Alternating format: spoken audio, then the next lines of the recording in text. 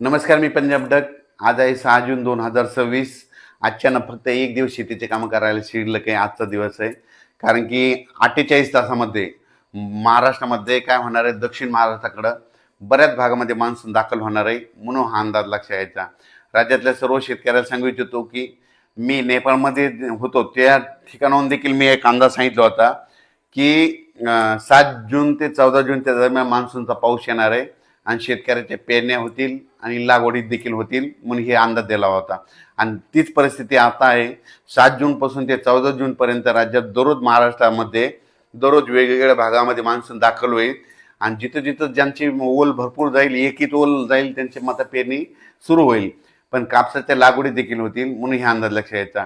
म्हणजे 7 जूनपासून काय होणार आहे, सातारा, सांगली, सोलापूर, कोल्हापूर, पुणे, अहिल्यानगर, लातूर जिल्हा, बीड जिल्हा, धाराशिव जिल्हा, जालना जिल्हा, परभणी जिल्हा ह्यामध्ये काय होईल, 48 तासामध्ये तिथं मध्ये मान्सून दाखल होईल. म्हणजे 7 जूनच्या दरम्यान तिथून ते मान्सून काय होईल, थोडं पुन्हा आणखीन पुढं सरकत. मग 8ला तो आणखीन पुढं सरकत सरकत काय होईल, परभणी जिल्हा, नांदेड जिल्हा, हिंगोली जिल्हा, यवतमाळ जिल्हा, वाशिम जिल्हा, जालना जिल्हा, संभाजीनगरपर्यंत मदाल मारेल. मग तिथून काय होईल, परत ते पुढं काय होईल, वर्धा, नागपूर, भंडारा, गोंदिया, चंद्रपूर, यवतमाळ, अमरावती, वाशिम, हिंगोली, अकोला, बुलढाणा तिथपर्यंत जाईल. म्हणजे ह्या पट्टा काय होईल, ह्या संपूर्ण असा म्हणजे काय होईल, दररोज पुढं पुढं सरकत ते मान्सून कव्हर होईल. मग असं करत करत काय होईल, 14 तारखेपर्यंत मात्र संपूर्ण महाराष्ट्र व्यापून टाकेल. आणि त्याच्यानंतर उत्तर महाराष्ट्राकडे काय होईल, 13 तारखेच्या नंतर मग उत्तर महाराष्ट्राकडे मग ते असा असा पाऊस तिकडे उत्तर महाराष्ट्राकडे जाईल. आणि तिकडे देखील पाऊस पडल्याच्या नंतर जमिनीमध्ये ईदभर ओल गेले तर त्यांच्या देखील पेरण्या तिकडं सुरू होतील. आणि त्याच्यानंतर शेतकऱ्याला सांगू इच्छितो की 16च्या नंतर 15 जूनच्या नंतर काय होणार आहे की पुन्हा नंतर सरीव सरी चालू राहतील. मोठा खूप पाऊस पडणार नाही, सरीव सरी येत राहतील. म्हणजे अशा पाऊस जसं मान्सून आल्याच्या नंतर जशा सरी येतात 10 मिनिटाच्या, 20 मिनिटाच्या, 22 मिनिटाच्या अशा सरी येत राहतील. आणि ते देखील 15 ते 20च्या दरम्यान ते पाऊस येईल. पण 20 जून ते 30 जूनच्या दरम्यान परत राज्यामध्ये ज्यांची पेरणी शिल्लक राहिली, कोणी त्या पेरणीमधून वंचित राहिली, मग 20 जून ते 30 जूनमध्ये एक पाऊस येईल. म्हणजे ते काय होईल, 20, 21, 22 जूनच्या दरम्यान ते पाऊस येईल.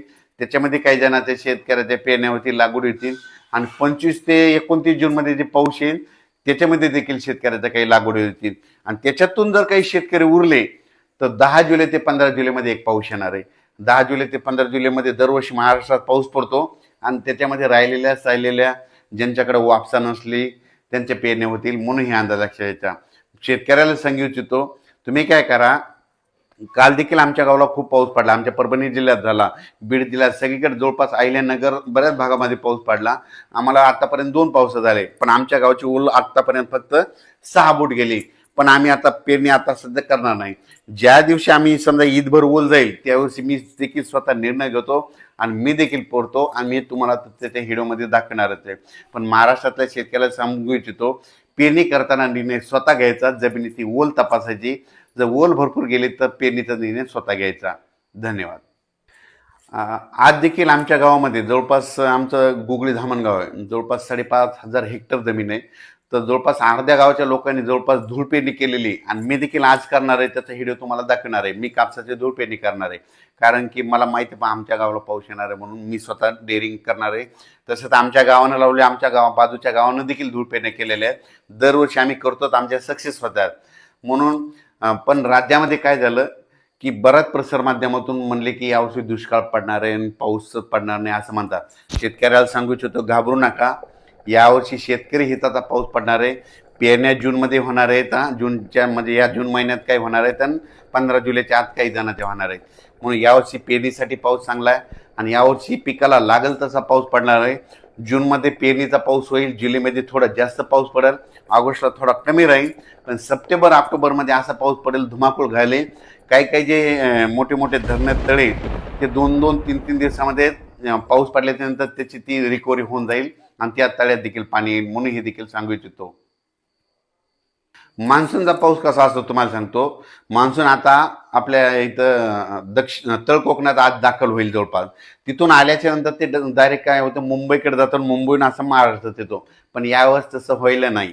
तर यावेळेस काय व्हायला माहिती आहे का, कर्नाटकमधून शॉर्टकट मार्गानेच काय होणार, इथं गरमी असल्यामुळं इकडे ते बाष्प खेचले जाणार आहे, आपल्याकडे गरमी असल्यामुळे ते बाष्प जास्त खेचणार आहे, विदर्भाकडे गरमी जास्त असल्यामुळे ते पाऊस असा तिरकस येणार आहे.